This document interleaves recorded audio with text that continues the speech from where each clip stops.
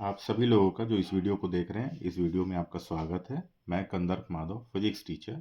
आज की इस वीडियो में हम लोग बात करने वाले हैं जो क्लास 12 में एक चैप्टर है मैग्नेटिक इफेक्ट ऑफ करेंट। उसमें एक बहुत इंपॉर्टेंट टॉपिक है बायोट सावर्ट लॉ, जो क्लास 12 के एग्ज़ाम में लगभग हर बार इसको पूछा गया है। तो हम लोग उस पर आज बात कर रहे हैं। तो बायोट सावर्ट लॉ क्या है?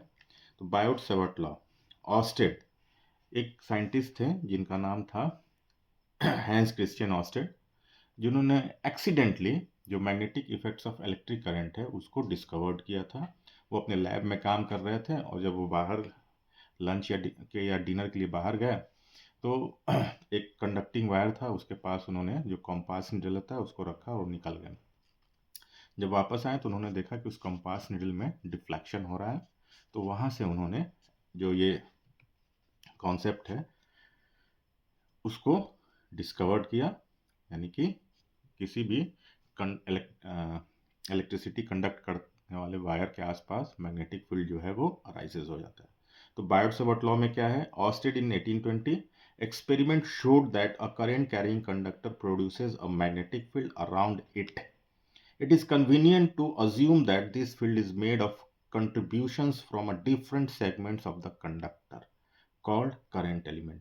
तो जिस भी कंडक्टर से आप करंट को पास करा रहे हैं तो उसमें जो कंट्रीब्यूशंस है वो छोटे छोटे एलिमेंट्स जो हैं वो मिल के करते हैं, and that is called current elements. A current element is denoted by dl. ऊपर एरो रहेगा, arrow is the sign for vector, so which has the same direction as that of current, यानी जो करंट का direction रहेगा वही direction DL का भी रहेगा। From a series of experiments on current carrying conductors of a simple shapes, two French physicists, Jean-Baptiste Biot and Fluxy Savart, in 1820 deduced an expression for the magnetic field of a current element which is known as Biot-Savart law। यानी कि ये दो scientist Biot और सवर्ट ने on the for a series of experiments करके उन्होंने जो magnetic field हो रहा है, जो मैग्नेटिक फील्ड बन रहा है of a current element which is known as Biot Savart law, यानी जो मैग्नेटिक फील्ड बन रहा है उसको फाइंड आउट करने के लिए उन्होंने एक फॉर्मूला, एक एक्सप्रेशन, मैथमेटिकल एक्सप्रेशन दिया, and that expression is known as Biot Savart law. बहुत ही इंपॉर्टेंट है। फिर क्या है स्टेटमेंट, क्या है उसका, उसको समझ लीजिए।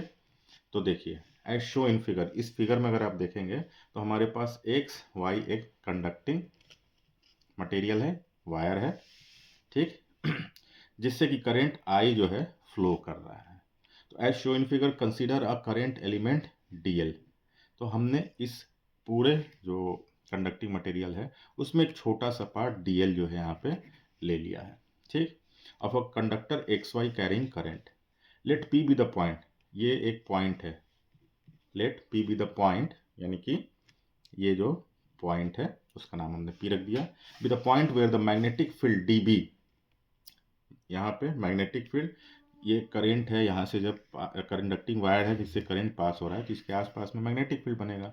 तो हमने जो छोटा सा पार्ट लिया है डीएल, उससे कुछ दूरी पे एक पॉइंट पी ले लेते हैं और वहाँ पे मैग्नेटिक फील्ड को फाइंड आउट करते हैं। So let P be the point where the magnetic field dB due to the current element dl is to be calculated. Let the position vector of point P, यानी कि ये जो आप देख रहे हैं इसका position vector from here is r. Let the position vector of point P relative to element dl be r. Let theta be the angle, तो ये इसके साथ एंगल बना रहा है theta, be the angle between dl and r according to Biot-Savart law. The magnitude of the field d B is, यानी यहाँ जो ये मैग्नेटिक फील्ड हम लोग निकालेंगे उसका जो मैग्नीट्यूड यानी न्यूमेरिकल वैल्यू होगा वो क्या होगा, इज पहला, ठीक, ए, ठीक, directly proportional to the current I through the conductor, that is d B is directly proportional to I. Physics के अंदर हमेशा आपको डायरेक्टली और इन्वर्सली प्रोपोर्शनल का कॉन्सेप्ट क्लियर रखना चाहिए। डायरेक्टली प्रोपोर्शनल का मतलब हुआ जैसे यहाँ पे D B is directly proportional to I, तो आई को आप जिस प्रोपोर्शन में बढ़ाओगे उसी प्रोपोर्शन में डी बी भी बढ़ेगा। अगर आई को आप जिस प्रोपोर्शन में कम करोगे डी बी भी उसी प्रोपोर्शन में कम होगा। डायरेक्टली प्रोपोर्शनल यानी एक क्वान्टिटी को आप बढ़ाते हैं वैल्यू को तो दूसरा भी उसी प्रोपोर्शन में बढ़ेगा। अगर पहले क्वांटिटी को आप कम करते हैं तो उसी प्रोपोर्शन में दूसरा क्वांटिटी भी कम होगा। ठीक, तो उसके बाद उन्होंने एक ये बोला, फिर उसके बाद क्या था बायोट-सावर्ट लॉ का दूसरा स्टेटमेंट यानी कि B, directly proportional to the length of a dl of the current element, यानी आप जो डीएल ले रहे हो उसका जो साइज होगा उसके ऊपर भी डिपेंड करेगा। DB is directly proportional to dl, यानी डीएल के वैल्यू को आप बढ़ा दोगे तो डीबी भी बढ़ जाएगा और डीएल के वैल्यू को कम कर दोगे तो डीबी भी कम हो जाएगा। फिर उसके बाद सी, सी नंबर यानी कि थर्ड नंबर क्या है, directly proportional to sine theta.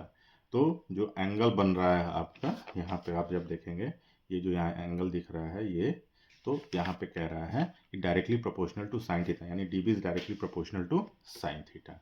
फिर डी नंबर यानी चौथा नंबर क्या है, inversely proportional to the square of the distance R of the point P from the current element, यानी D B is inversely proportional to 1/r²।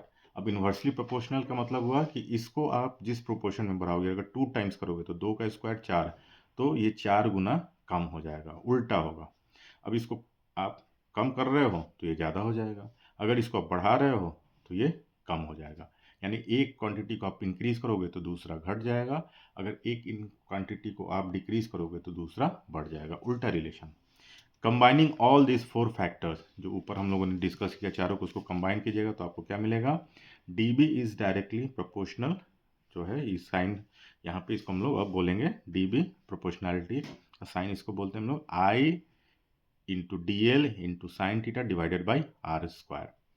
अब ये जो साइन है, इस साइन को जब हम लोग रिप्लेस करेंगे तो इसके जगह पे हम लोग कांस्टेंट पुट करेंगे, तो हमारे पास आएगा D B is equals to K I D L sine theta upon r²। इसका मतलब क्या है कि द प्रोपोर्शनैलिटी कांस्टेंट के, यानी कि ये वाला जो के है, depends on the medium between the observation point P and the current element and the system of units chosen। यानी कि आप जब एक्सपेरिमेंट कर रहे हैं, यानी कि बायोट-सावर्ट लॉ के बारे में बात कर रही है फिगर, तो यहाँ और यहाँ के बीच का क्या मीडियम है वो, और दूसरा कि आप कौन से यूनिट को लेके काम कर रहे हैं वो यूनिट, तो उससे इसका वैल्यू जो है वो बदलता है। So for free space and in SI units, k is equals to mu naught upon 4 pi, that is equals to 10 का पावर -7 टेस्ला पर, और दूसरा वेबर इसका आपको यूनिट होता है। So here mu naught is a constant called permeability of free space। So the Biot-Savart law in SI unit may be expressed as क्या, dB is equals to mu naught upon 4 pi I dl sin theta upon r²। अब we can write the above equation as dB is equals to mu naught upon 4 pi I dl r sin theta upon r³। हम लोग ऊपर नीचे अगर यहाँ पे r by r से multiply कर दे तो ऊपर r और यहाँ r³ हो जाएगा। So as the direction of dB is perpendicular to the plane of dl and r, so from the above equation we get the vector form of the Biot-Savart law। So that is the general form of the Biot-Savart law and that is the vector form of on vector form, ये ऊपर वाला dB is equals to mu naught into I upon 4 pi dl cross r upon r³। ठीक है, यहाँ cross पढ़ेंगे, क्यों, जब आप वेक्टर पढ़ते हो तो उसमें आपको दो चीज़ मिलती है, पहला डॉट प्रोडक्ट और दूसरा क्रॉस प्रोडक्ट। तो डॉट प्रोडक्ट और क्रॉस प्रोडक्ट, तो ये क्रॉस प्रोडक्ट है, दो वेक्टर का क्रॉस प्रोडक्ट भी हमारा जब हम लोग करते हैं तो हमको वेक्टर ही मिलता है, तो डीएल क्रॉस आर। ठीक है, अब फिर हम लोग आगे बढ़ते हैं।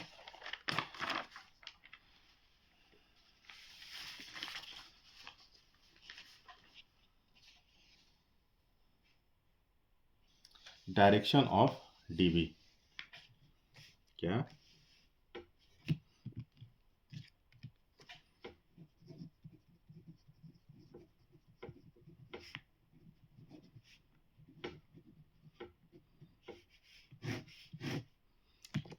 the direction of dB is the direction of the vector, the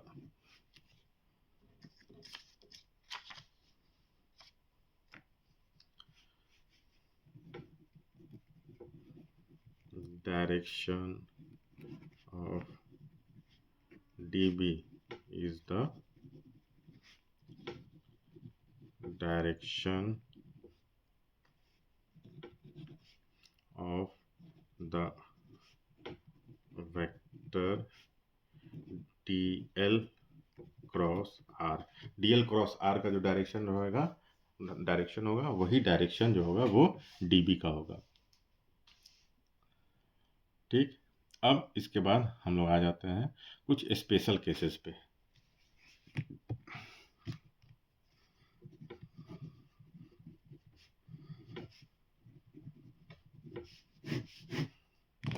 क्या है पहला, if theta is equals to 0 degree, तो sine theta is equals to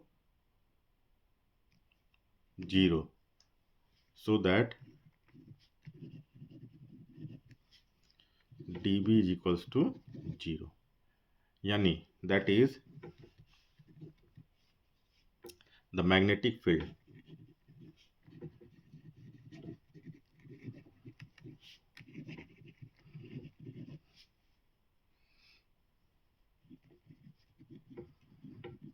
zero at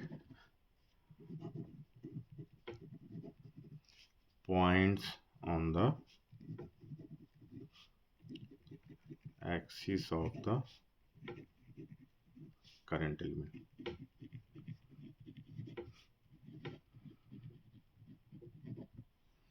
ठीक है, यानी थीटा 0 हो गया, यानी कि सेम एक्सिस पे हमारा सब कुछ है। जो हमारा सपोज मान लीजिए हम लोगों ने जो इस तरीके का एक वायर लिया है, तो यहाँ से एक हम छोटा सा एलिमेंट dl ले रहे हैं और यहाँ से इस पॉइंट P पे हम कर रहे हैं। तो ये अगर 0 हो जाता है, क्या थीटा इज इक्वल्स टू 0, यानी कि इसी लाइन पे वो लाई करेगा। In that case the magnetic field is 0 at points on the axis of the current element. ठीक, अब दूसरा, if theta is equals to 90 degree, तो साइन 90 डिग्री क्या हो जाएगा, 1 हो जाएगा, यानी sine theta is equals to 1, so that dB यानी कि मैग्नेटिक फील्ड जो है इज मैक्सिमम। ठीक है, दैट इज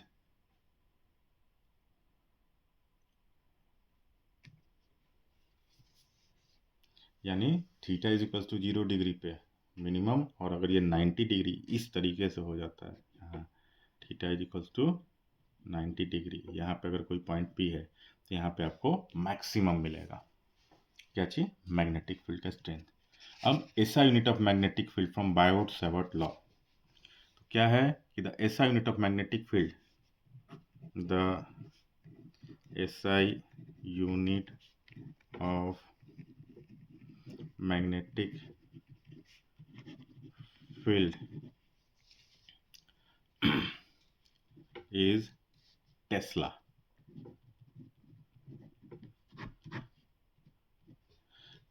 ऐसा यूनिट ऑफ मैग्नेटिक फील्ड क्या होता है, टेस्ला, जो आजकल बहुत फेमस एक कंपनी है जिसका आप नाम तो सुने ही होंगे, टेस्ला। तो इस कंपनी की वजह से इसका नाम नहीं पड़ा है, बहुत पहले ही टेस्ला नाम पड़ चुका था। हो सकता है कि इसके वजह से टेस्ला कंपनी का नाम पड़ा हो। Tesla named after the great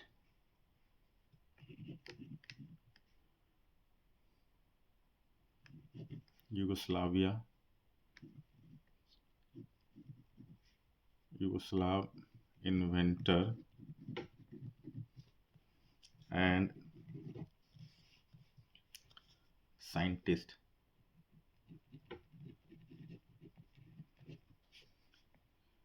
Nicholas यानी Nikola Tesla,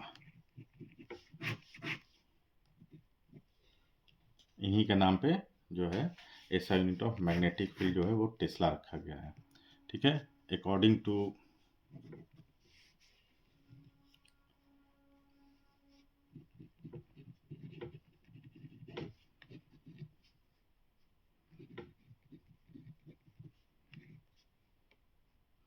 Biot-Savart law. dB is equals to mu naught upon 4 pi I dl sin theta upon r square. ये जो है वो फॉर्मूला है बायोट-सावर्ट लॉ का। तो if I is equals to 1 ampere, dl is equals to 1 meter, r is equals to 1 meter and theta is equals to 90 degree. ठीक है, ये जो फॉर्मूला है बायोट-सावर्ट लॉ का, जो हम लोग मैग्नेटिक फील्ड को फाइंड आउट करते हैं, dB is equals to mu naught upon 4 pi I D L sine theta upon R square. इसमें अगर हम लोग आई के वैल्यू 1 एम्पियर ले लें, यानी यूनिट ले लें हर एक चीज़ का, dl यानी जो है वो 1 मीटर का, r यानी कि पोजीशन वेक्टर का वैल्यू, डिस्टेंस जो है यानी कि 1 मीटर ले लें, तो so that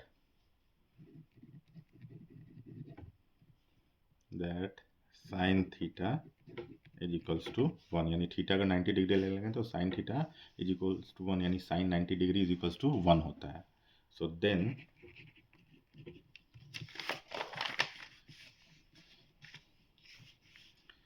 dB is equals to mu naught upon 4 pi, और म्यू नॉट अपॉन 4 पाई का वैल्यू होता है 10 का पावर -7।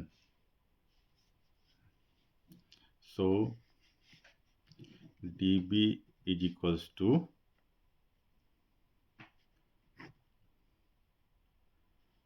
4 pi multiplied by 10 का power -7 divided by 4 pi 4 pi 4 pi cancel, तो dB इज इक्वल्स टू 10 का पावर -7 टेस्ला, यानी कि 1 Tesla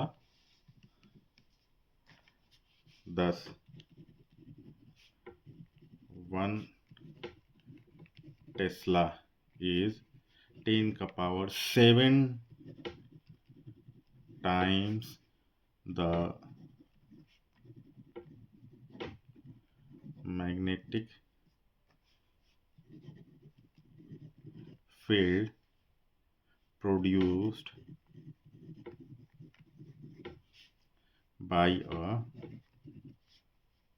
conducting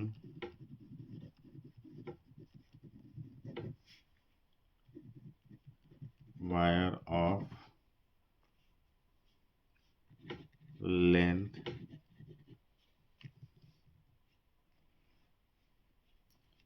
1 meter and carrying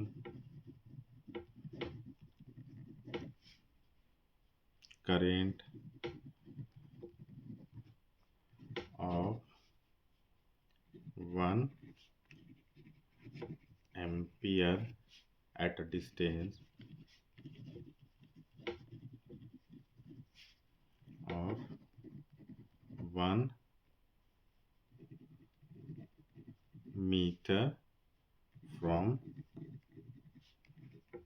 it and perpendicular to it, यानी कि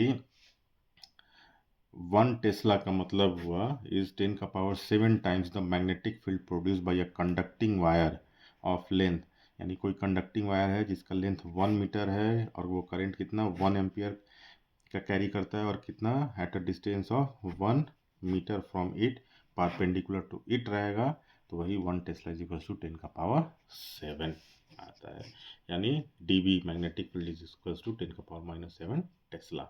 तो ये इतना डिस्कशन जो है वो है आपका बायोट-सावर्ट लॉ के बारे में, बहुत इम्पॉर्टेंट है। ये डेरिवेशन आपके एग्ज़ाम में आए इसकी संभावना आप मान के चलिए मैक्सिमम है। We are not talking about 100%, we are talking about maximum. तो thank you for watching my video. Once again thanks.